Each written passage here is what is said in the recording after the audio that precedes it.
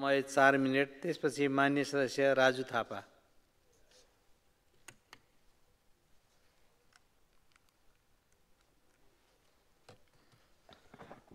निर्धारित समयभित्र आफ्नो विचार राखिदिनु होला। सम्माननीय सभामुख महोदय, मेरो हातमा दुईटा दस्तावेज छ, 81-82 र 82-83 को नीति तथा कार्यक्रमको दस्तावेज छ। यो दस्तावेजले लिएका उद्देश्यहरूमा हामी कति सफल भयौँ अथवा कार्यान्वयन राज्य पक्षले कति गर्यो या गरेन, त्यहाँनिर प्रश्न छ सभामुख महोदय। यो भनिरहँदा राष्ट्रिय स्वतन्त्र पार्टी यो तेस्रो वर्षको नीति तथा कार्यक्रममा सहभागी भइरहँदा धेरै प्रश्नहरू उब्जिएको पनि छ। प्रतिपक्षको बेन्चमा बसेर यो विषयमा छलफलमा भाग लिइरहँदा राम्रो कामलाई राम्रो पनि भनेका छौँ, तर हामीले लिएका उद्देश्यहरूमा हामी कति सफलता प्राप्त गऱ्यौँ या गरेनौँ, त्यो हाम्रो आँखा अगाडि छर्लङ्ग छ सभामुख महोदय। सभामुख महोदय, नीति तथा कार्यक्रम कुनै पनि औपचारिक दस्तावेज मात्र होइन, यो सरकारको गम्भीर प्रतिबद्धता, कार्यदिशा र नागरिकप्रतिको उत्तरदायित्व हो। नीति तथा कार्यक्रम सरकारको दृष्टिकोण हो, राष्ट्र कुन दिशातर्फ अघि बढ्ने हो भन्ने स्पष्ट सङ्केत हो। सरकारको नीति तथा कार्यक्रमले नयाँ मार्गदर्शन दिन सकेको छैन सभामुख महोदय।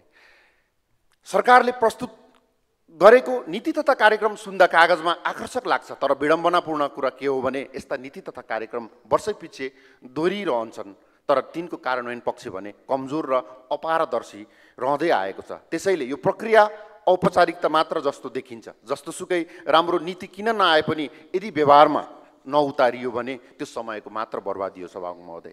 82-83 को नीति तथा कार्यक्रमले आम जनताको जीवनमा परिवर्तन ल्याउने अपेक्षा पुरा गर्न सकेको छैन। यो अघिल्ला वर्षहरूको नक्कल मात्र हो। रूपान्तरणकारी सोच, नवीनता र कार्यान्वयनको इच्छा शक्तिको स्पष्ट अभाव देखिन्छ। विश्वमा तीव्र परिवर्तन, जलवायु सङ्कट र प्रविधिको होडलाई बेवास्ता गरिनु गम्भीर कमजोरी हो।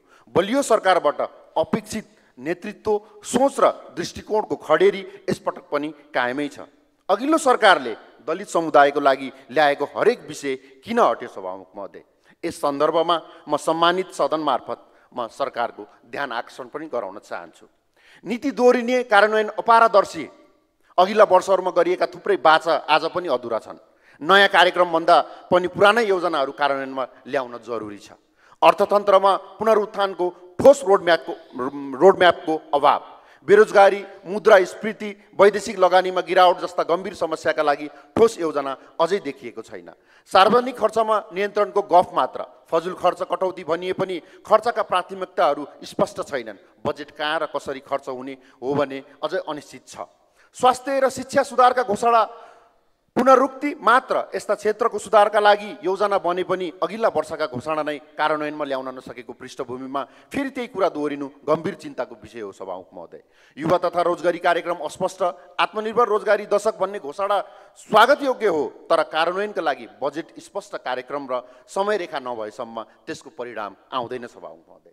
जलवायु परिवर्तनमा देखावटी सक्रियता मात्र, सगरमाथा संवाद जस्ता भव्य कार्यक्रम आयोजना गरिए पनि समुदाय स्तरसम्म पुग्ने वास्तविक प्रयासको अभाव देखिन्छ।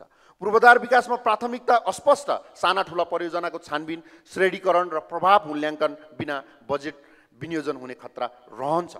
सङ्घ, प्रदेश र स्थानीय सरकार बीच समन्वयको ग्यारेन्टी छैन। सहकार्यका कुरा कागजमै सीमित छन्। व्यवहारमा स्रोतको दोहोरो प्रयोग र दोहोरो योजना निर्माण भइरहेको छ सभामुख महोदय।